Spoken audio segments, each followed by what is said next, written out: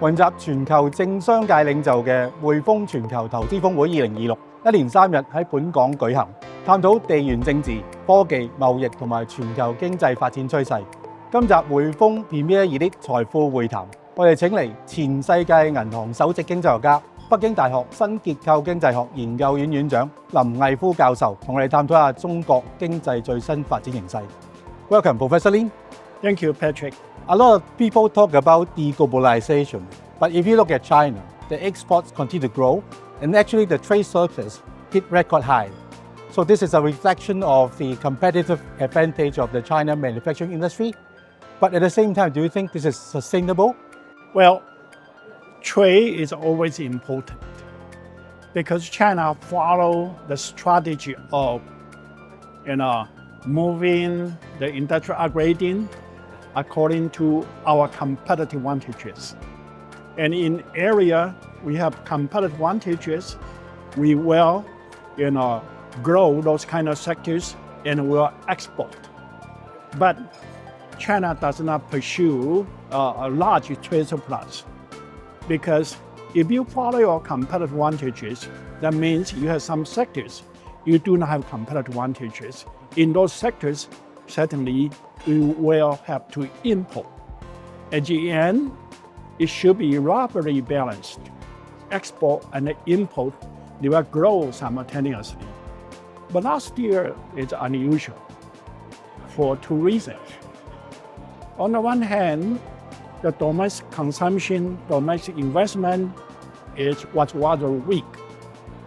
On the other hand, there's some kind of technology, some kind of goods that we wanted to import, but because of the geopolitical issue, we cannot import, and that causing the largest, trade surplus. But in the future, I think China will continue to increase the export rate dynamically, but import will also increase very dynamically. So at the end, I'm sure we are going to see more balanced trade in China. I see. So now China has a lot of trade surplus, and there's a lot of investors who want to diversify their currency exposure. So do you think now is good time for Chinese government to push forward with the renminbi internationalization? Well, I think that renminbi will become increasingly important in the world because when China trade increase, then it will be convenient to use renminbi. And also when China go abroad to do the investment along the Belt and Road or to do investment in Europe in order to manufacture the goods like EVs to reduce the export, right? And under that kind of situation, certainly RMB will become increasingly important in the global system. But I think that China does not have an intention to replace the US dollar because internationalization does not mean that China wants to replace the US dollars. We are going to see more currency play an important role internationally, but China does not have the intention to become the only currency in the world. So now we come to the domestic issues.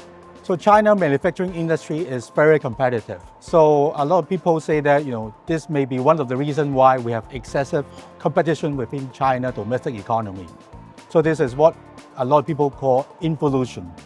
So now the question is whether increase in domestic demand will help to address the anti-involution policies, and also whether innovations will also help address the anti-involution policy as well.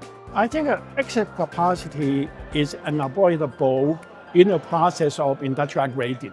Because when you have new sector which you have competitive advantages, then you are going to attract many investment in those areas. And as a result, it's going to have some excess capacity before it reaches new equilibrium. So it's a process. It happened in almost every new industries in China and also in the world, So that's unavoidable. But overall, to increase the consumption may not be the solution. Because if you increase the consumption, then you are going to attract more investment to increase the production. So I think that we need to take this as a natural process. It will come to more equilibrium when this industry becomes mature. And for China, we want to increase our income.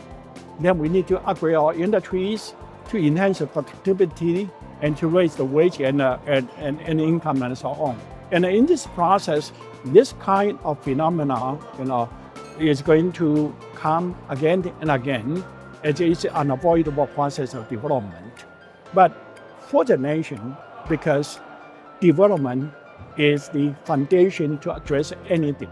That means to increase the productivity, to move up the new sector is the only way for China to realize our expectation to become an advanced country. Thank you very much, Professor, for sharing your insight. Thank you. 今日時間差唔多啦，我哋就講到呢度啦。